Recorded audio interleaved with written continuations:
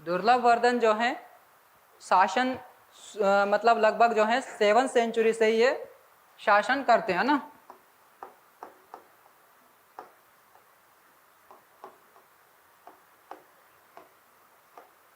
Seven century AD में जो है ये शासन जो करना स्टार्ट कर देते हैं। इनके बाद में जो इनके बेटे ही आते हैं उनका नाम होता है दुर्लभक।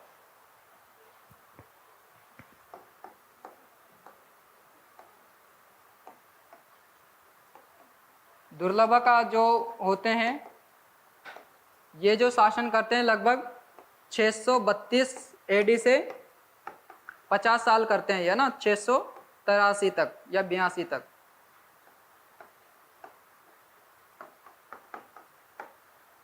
यानी कि 632 से शासन करते हैं कौन, दुर्लभक।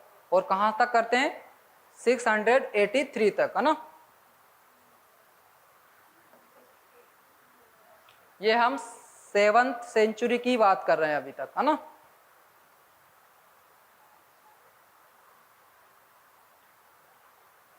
दुर्लभ के बाद में जो है कुछ शासक और आते हैं जो ज़्यादा लंबे समय तक नहीं टिक पाते हैं। जान लेना चाहिए हमारे लिए, क्योंकि सभी शासकों को लाइन से पढ़ोगे तो थोड़ा याद रहेगा, नहीं तो फिर उनको स्किप कर देंगे तो यूँ कहेंगे बीच में शासन किसने किया, है ना।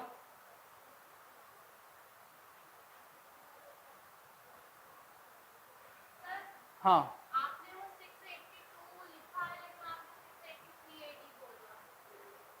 82 83 रहता है वो, है ना। दोनों का जो है 82 या 83 भी कहीं कहीं आपको मिलता है, इसलिए मैंने दोनों ही आपको बताया, है ना। दोनों बुक जो है मतलब दोनों ही चीज़ें मिलती है। लगभग 50 सालों का उसका शासन रहता है, आप ऐसे याद रखिए ना। 82 83 में कोई ज़्यादा डिफरेंस नहीं है, क्योंकि इतिहास जो है तारीखों पे चलता है हालांकि, लेकिन वो ज़्यादा मान्यता नहीं रहती है तारीखों की, है ना। बाकी जो साक्ष्य हैं उनको आपको याद रखना है कि भाई कुछ घटना है, उन घटनाओं की जो कुछ डेट होती है उनको आपको याद रखना है ना। हाँ 7th सेंचुरी क्यों बोलते हैं, क्योंकि हमने हिस्ट्री में कुछ डेटें बताई थी आपको पहले स्टार्ट जब किया था, है ना। भाई 0 से लेकर थोड़ा जाना पड़ेगा ना समझने के लिए, क्योंकि हम यहाँ क्या है 0 को एक ऐसा बिंदु मांगते हैं, इसके अगर हम पहले जा रहे हैं तो उसको माइनस में करते हैं, ठीक है, टाइम को। इससे हम मान लीजिए 100 तक जा रहे हैं, यहाँ तक क्या है 1 सेंचुरी हमारी कंप्लीट हो जाती है। अगर हम इससे 101 पर भी जा रहे हैं तो इसको हम बोलेंगे सेकंड या फिर द्वितीय, है ना। वहाँ से वो स्टार्ट दूसरी हो रही है ना।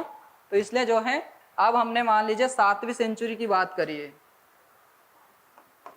तो इसमें जो है 700 तो पहले से ऐड हो जाएंगे, अब 700 के ऊपर की 600 ना, यानी कि 600 तो ये कंप्लीट हो गए, लेकिन इसके बाद की जो घटना है भली से वो 601 की भी होगी, तो उसको हम 7वीं शताब्दी में ही गिनेंगे, है ना, 7th सेंचुरी में।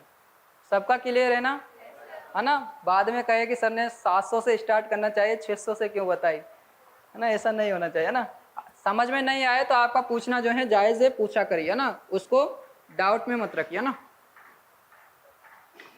अब इनके बाद में जो है 2 शासक और आते हैं, कौन, एक तो चंद्रपीड़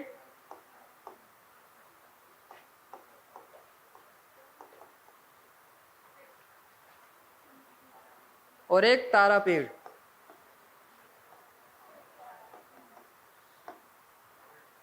अब ये जो शासक हैं ये ज़्यादा लंबे समय तक शासन नहीं करते और इनका जो कार्यकाल है वो ज़्यादा फिक्स नहीं मिलता है, इसलिए मैंने डेट इनकी नहीं लिखाऊंगा, है ना। इनको जो कुछ नाम दिए गए हैं, इनको जो है न्यायप्रिय शासक बोला गया है,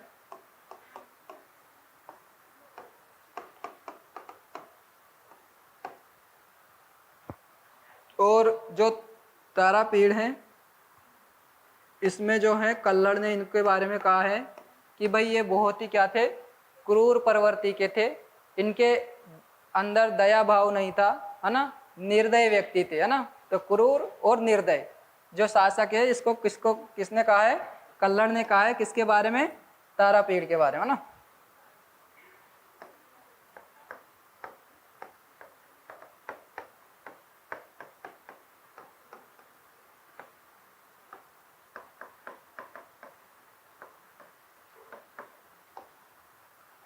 यानी कि जो कल्हड़ है उसने क्या किया है, इसको क्रूर और निर्दय जो शासक हैं वो बताया है ना। अब जो मेन इंपॉर्टेंट जो शासक आते हैं वह आते हैं आपके ललितादित्य। कश्मीर के सबसे शक्तिशाली जो वंश के जो मतलब कारकोट वंश है उसके राजा होते हैं, है ना।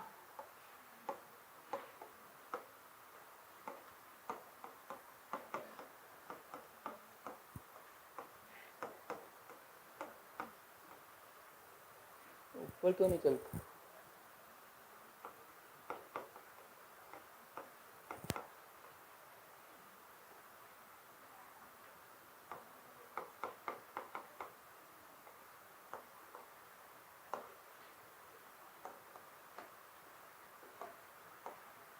कहीं कहीं आपको ललित आदित्य भी मिलेगा और कहीं कहीं ललिता दित्य भी मिलेगा ना।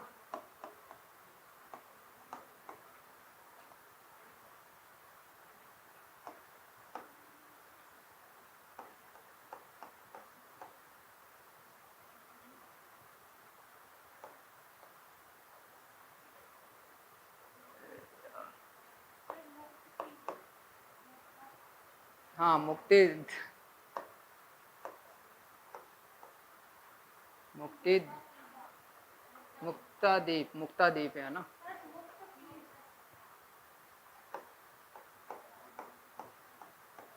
यही है ना। तो जो ललितादित्य मुक्तापीठ है ये क्या करते हैं, जो कश्मीर है, कश्मीर में एक सूर्य टेम्पल बनवाते हैं, है ना, सन टेम्पल। तो जो सन टेम्पल है वो काफ़ी ज़्यादा मतलब इसलिए महत्वपूर्ण हो जाता है क्योंकि भारत में 4 जगह ही जो है सूर्य मंदिरों का निर्माण हुआ था और उस सूर्य मंदिर में से जो एक सूर्य मंदिर है वो कश्मीर में इस समय का बना हुआ है।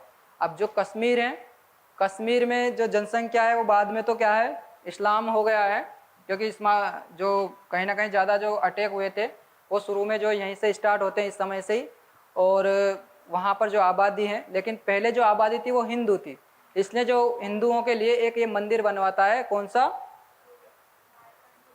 मार्तंड सूर्य मंदिर।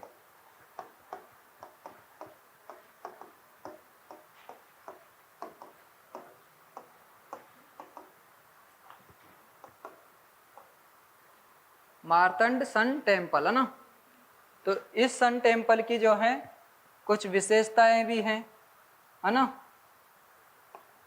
भाई। एक तो ये क्या है, इसने हिंदू मंदिर बनवाया, और ये जो है उस समय की जो कश्मीर है, कश्मीर की एक स्थापत्य कला का जो है, क्योंकि आपने देखा होगा जब हम भारतीय संदर्भ में जो स्थापत्य कला वाला जो पढ़ते हैं टॉपिक, तो उसमें कहीं ना कहीं आपको जो है उदाहरण के रूप में भी आप इसको बता सकते हो क्योंकि बहुत सारा पुराने समय का मंदिर है ना। लगभग सेंचुरी की अगर बात करो तो आप 7वीं 8वीं सेंचुरी की इसकी बात कर लीजिए ना, क्योंकि जो है इनका शासन जो है लगभग 754 के स्टार्ट होता है, 766 तक लगभग ये शासन करते हैं।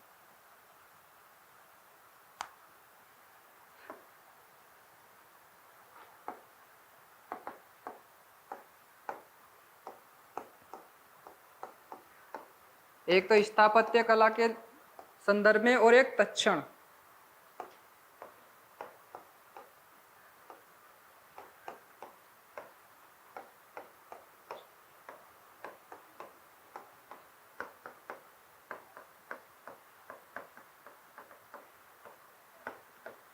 यह जो मंदिर है अभी वर्तमान में तो खंडर बन चुका है, लेकिन मतलब ऐसा उसको डिज़ाइन किया गया था कि जो तालाब है उस तालाब के बीचों बीच में जो है इस मंदिर की स्थापना करी गई थी उस समय। भाई जो है अभी वर्तमान में जो है जैसे जम्मू कश्मीर में एक जगह है, जिला है अनंतनाग, उस अनंतनाग में जो है ये मंदिर की जो है वहाँ पर उसने स्थापना करी थी। और ये जो जम्मू कश्मीर का जो घाटी क्षेत्र है उस घाटी क्षेत्र में ही क्या है स्थित है। वर्तमान में तो क्या है, जो ASI है, आर्कियोलॉजिकल सर्वे ऑफ इंडिया, उसने मना कर दिया है कि भाई आप इस पे नहीं जाओगे, पूजा पाठ नहीं करोगे इस मंदिर पे, क्योंकि कहीं ना कहीं ये आपके लिए खतरा या फिर नुकसानदायक हो सकता है। क्यों? क्योंकि भाई घाटी क्षेत्र है, अगर आप यहाँ जाओगे, मान लीजिए पूजा अर्चना करने जाओ, पता चले वहाँ पर जो लैंडस्लाइड जैसी घटना हो जाए, है ना, तो अभी वर्तमान में तो वहाँ नहीं दिया जाता है। लेकिन जो कश्मीरी पंडित हैं वो इसकी पहले पूजा किया करते थे, और वहाँ जो भी हवन कार्य है, यज्ञ जो भी करना होता था, तो वो यहाँ पर इस जगह जो है जाया करते थे। कहाँ पर? मार्तंड सूर्य मंदिर पर, है ना। कुछ समय पहले ये विवादित भी रहा था, है ना। तो करंट के जो मुद्दे हैं उनको आप थोड़ा गहनता से लीजिए, क्योंकि भाई पता नहीं किस मंदिर के बारे में पूछ लिया जाए, है ना। कुछ मूवियाँ भी इस पे बनी हुई है ना। यस सर, इधर से आवाज आई, किसने कहा?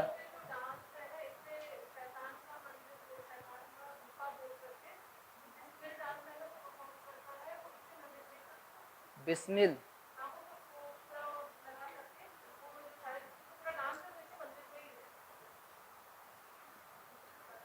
है ना, जानकारी रखा करो। फिल्म का नाम याद है? हैदर, है ना। हैदर जो मूवी है वो इस मंदिर पे बनती है ना। अब आप, हाँ, तो उसी पे शायद टिप्पणी हुई थी कि भाई आप क्या हो, जो फिल्म इंडस्ट्री है उसकी कोई भी जो घटना है वो भले से वहाँ वो डांस करे, उनको कोई दिक्कत नहीं है, लेकिन अगर हम पूजा पाठ करने जा रहे हैं तो आप हमें रोक रहे हो, है ना। तो एएसआई पे जो है उन्होंने कुछ, जो वहाँ के जो लोकल व्यक्ति थे उन्होंने कुछ टिप्पणियाँ वगैरह करी थी कि भाई आप हमें जाने से रोकते हो, बाकी जो और कार्यों के लिए आप किसी को रोक नहीं रहे हो, है ना। तो इसलिए ये जो है हिंदू मंदिर जो है चर्चा में रहा था, है ना। कहाँ तक पहुँच गए हम? ललितादित्य तक, है ना। जो ललितादित्य हैं,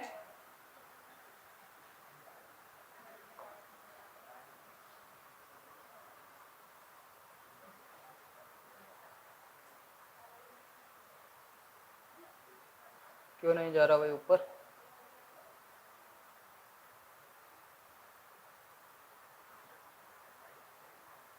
अब ये ललितादित्य है, इसके बारे में आप थोड़ा समझ लीजिए ना कि भाई इसका जो शासन है वो कहाँ से कहाँ तक होता है।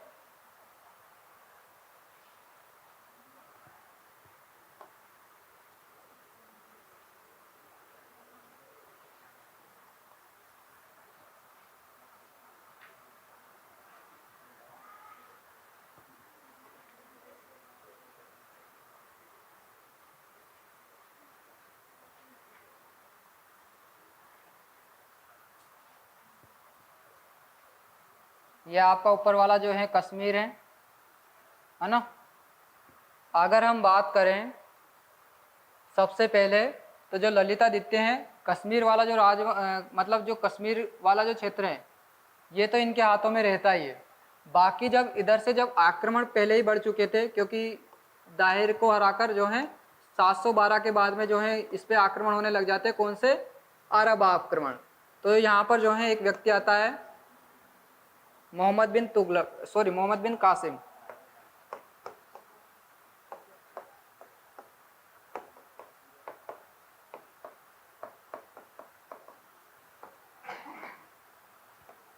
यह मोहम्मद बिन कासिम जब भारत की ओर बढ़ता है तो यहाँ पर जो है कुछ ये तिब्बत वाला इलाका है, तो यहाँ तिब्बतन जनजातियाँ होती थी। ये भी क्या हो रही थी, अपनी जो शक्तियाँ हैं कहीं ना कहीं वो बार बार इधर आक्रमण कर रहे थे, इधर वाले क्षेत्र में। अब आप याद कीजिए ये कौन सा वाला समय है, यहाँ पर कौन थे इस समय भारत में?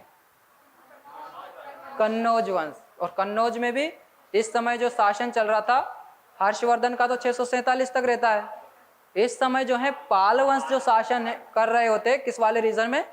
कन्नौज वाले रीजन में। क्योंकि पालों का भी जो शासन था वो कहाँ से कहाँ तक था? बंगाल से लेकर दिल्ली वाला जो रीजन था वहां तक जो शासन था वो किसका था? पल्ला डायनेस्टी का। और पल्ला डायनेस्टी जो है, यहाँ पर एक शासक होते हैं कन्नौज में, यशोवर्मन। यानी कि जो यशोवर्मन है कन्नौज रीजन में जो है, यशोवर्मन जो है शासन कर रहे होते हैं। तो ये क्या करता है, उस यशोवर्मन को क्या कर देता है? पराजित कर देता है। कौन? जो नहीं, ललितादित्य। अभी हम बात किसकी कर रहे हैं? कश्मीर वालों की बात कर रहे हैं ना भाई। देखो इन्होंने तो जो शासन किया था वो इधर कर रहे थे, है ना। अरब आक्रमण जो है वो भारत की ओर बढ़ रहे थे, लेकिन उसके पहले ललितादित्य क्या करता है, कुछ अपनी शक्तियों को बढ़ाने के लिए पहले इनसे तो निपटेगा कि भाई इनसे हमें क्या कर दिए, सेना ले लेंगे, भाई सैनिक सहायता जो है हमसे मिल जाएगी, क्योंकि इधर इनको हराने के लिए पहले कुछ राजवंश इधर वाले थे, उनको क्या किया इन्होंने जीतना सही समझा कि हम पहले क्या करें, भारत के जो राजवंश है उनको जीत लें, और जब उनकी शक्ति या उनकी सेना हमें मिल जाएगी तो हम बाहरी लोगों को हराने में क्या होगी, हमें ज़्यादा परेशानी नहीं होगी, ज़्यादा चुनौतियां हमारे सामने नहीं होगी। तो ये क्या करता है, पहले तो जो यहाँ यशोवर्मन है उस यशोवर्मन को जो है क्या कर देता है, हरा देता है।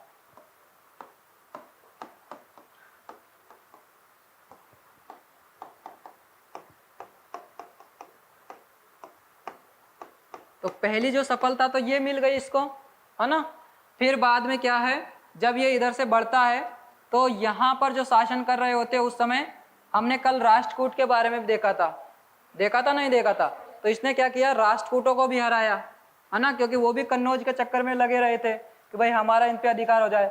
तो कन्नौज जो है उसको स्वतंत्र करने के लिए पहले इनको शांत करना पड़ेगा, तो राष्ट्रकूटों को भी क्या किया इन्होंने, इसने हरा दिया। बाद में जब इधर आया नंबर तो जो प्रतिहार थे उनको भी शांत किया, और इनको शांत करते हुए वापस ये कहाँ चला गया, कश्मीर वाले इलाके में चला गया।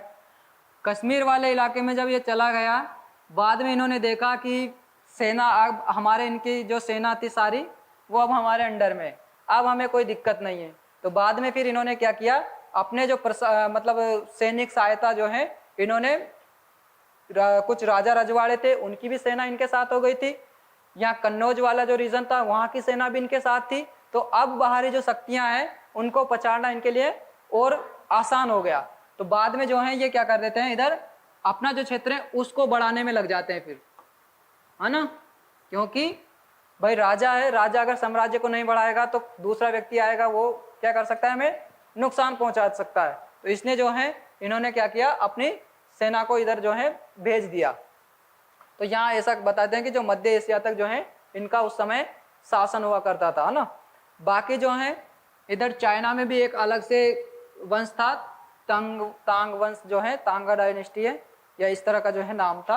तो वो क्या कर रही थी, यहाँ पर रूल कर रही थी चाइना वाले रीजन में। तो चाइना वालों से भी क्या करता है ये, इस समय जो बाहरी आक्रमण है उनको हराने के लिए इनसे हेल्प ले लेता है।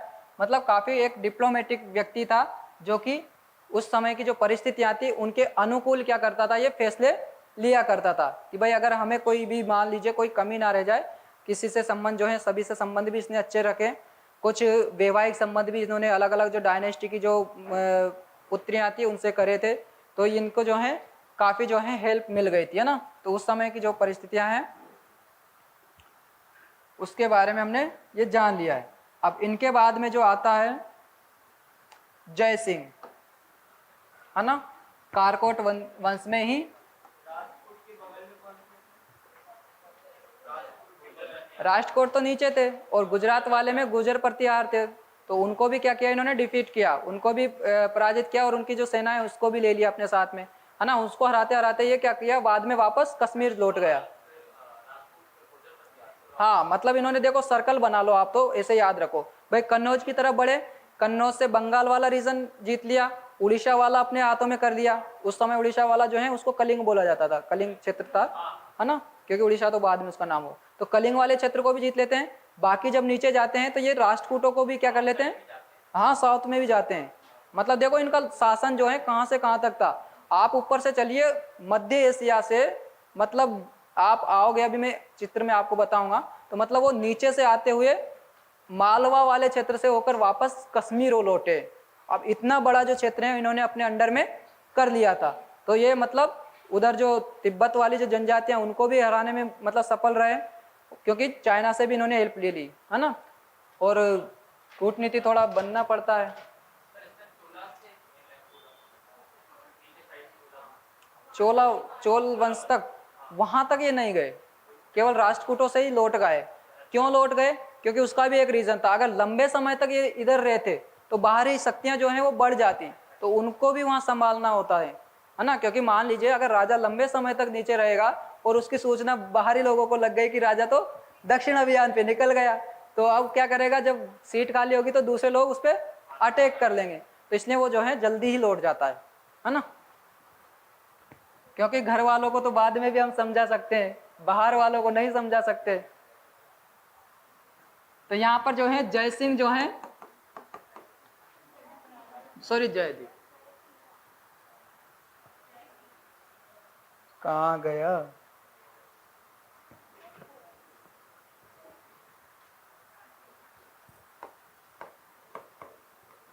जो जया पीढ़ हैं ये क्या होते हैं, इसके अंतिम शासक होते हैं, किसके? कारकोट वंश के।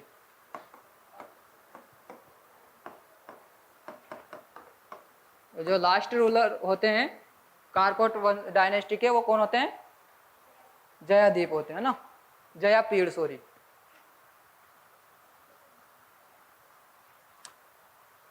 अब इनके बाद में जो आता है आपका उत्कल वंश, और उत्कल वंश में भी एक व्यक्ति होता है अवंती वर्मन। क्या लगते हैं? इनके ही उत्तराधिकारी होते हैं ये, है ना।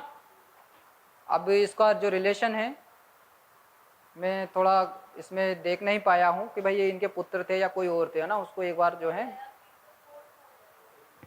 क्या हुआ? क्या बोल रहे हो? कोर्ट पोइट, हाँ दरबारी कवि आप बताना चाह रहे हैं। ठीक है, कोई दिक्कत नहीं, और देख लेगा। तभी मुझे नहीं मिला ना। हाँ, उसकी बात कर रहे थे हम, उत्कल डायनेस्टी है ना। कुछ पूछ रहे हैं?